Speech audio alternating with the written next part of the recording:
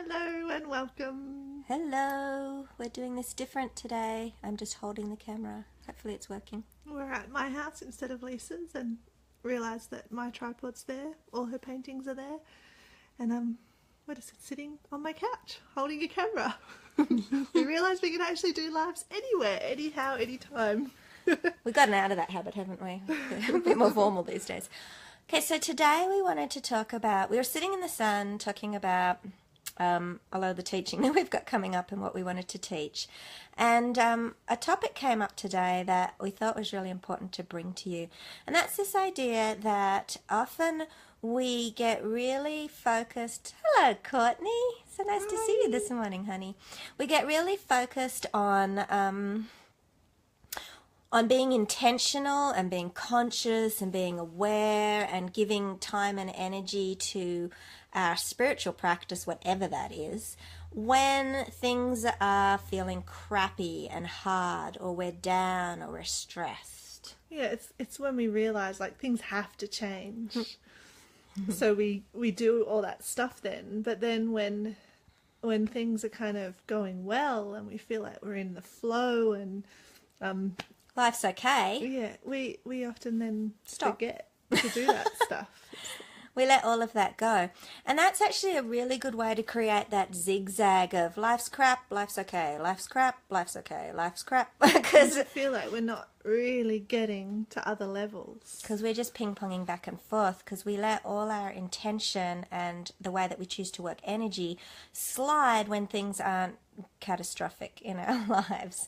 And there's a lot of nuances to that. The other thing that really comes up around that too is from an energetic space, when you're not in a really down, flat space, like when you're like, life's pretty good, my kids are awesome, my family's we're all getting along. Yeah, everything's great. You are actually on an energetic level, vibrating at a higher vibration than when you're, oh, everything sucks, right? And the higher you're vibrating, the easier it is to create from.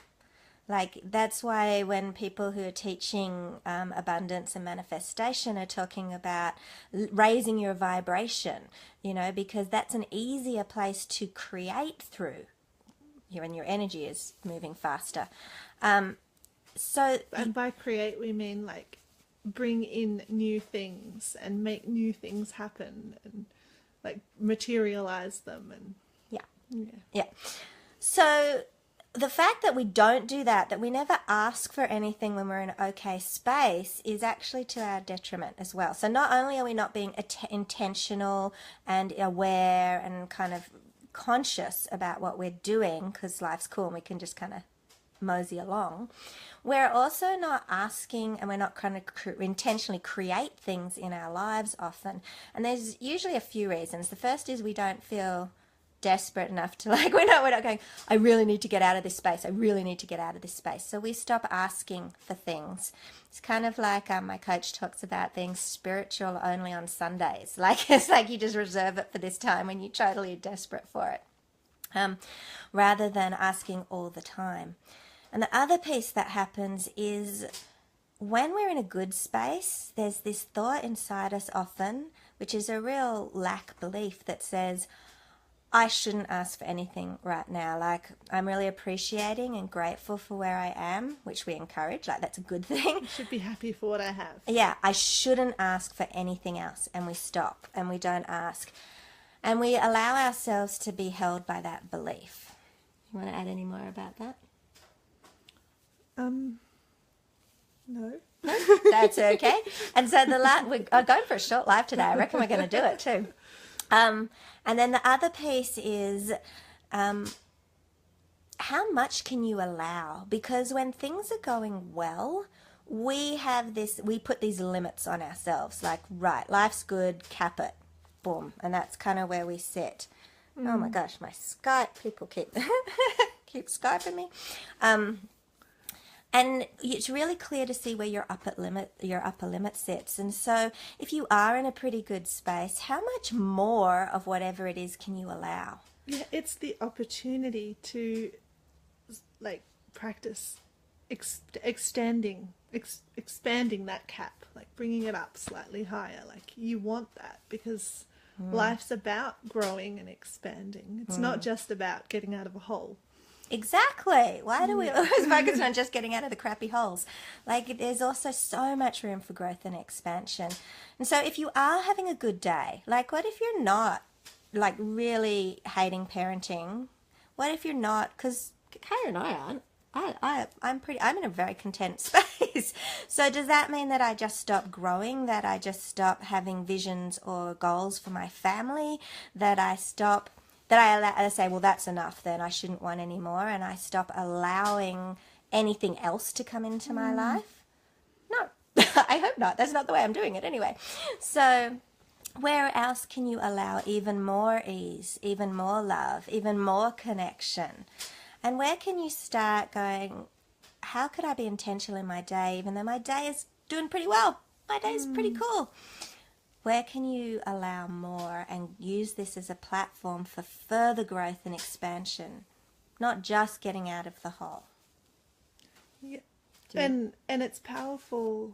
When we were just talking about it just before, Lisa started asking this whole string of really beautiful what if questions. Questions are such a powerful way to open that and to bring that when you remember to do some form of energy work or spiritual practice, just some conscious self-connection is like, what if I could experience more of this? Or what if I could ask for more? What would it be? What if it was okay for me to have more? What would I pick?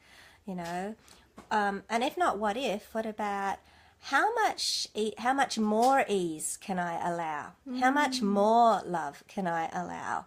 Because those are really powerful questions too. And you'll feel it in your body. Like when I made this a practice, might have been a year or two ago now. It was like quite a while ago. I was reading a Taoist book. What was it called again? The Tao Te Ching. Tao Te Ching. It might be the only Taoist book. Is that the only Taoist book? I don't know. It's the main one. It's the main one, right? So I was reading the main one. I was going through let's read the main spiritual text in the world. And the passage that was being talked about was around allowing. And the importance of allowing. And so I did that practice. How much more can I allow? How much more can I allow? And I was having a pretty good week. And what it really highlighted for me was where all my upper limits were sitting. Because I was like, can I allow this to be even more awesome? And I would totally notice where inside me I'd go, oop, is that okay? Because it's pretty awesome already. And we are the ones that are holding our limits in place. The universe isn't holding any limits in place for us. We are internally the ones who decide how much we'll allow and won't allow in our lives.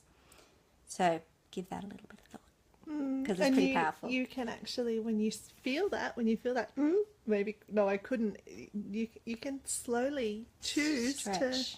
Well, what if I allow a little bit more? What if I, and actually even if you're imagining that, because we do kind of have that, you're imagining that as this barrier, this limit that is energetically there, seeing it get a little higher. Like, what if from now on I could let a little bit more in?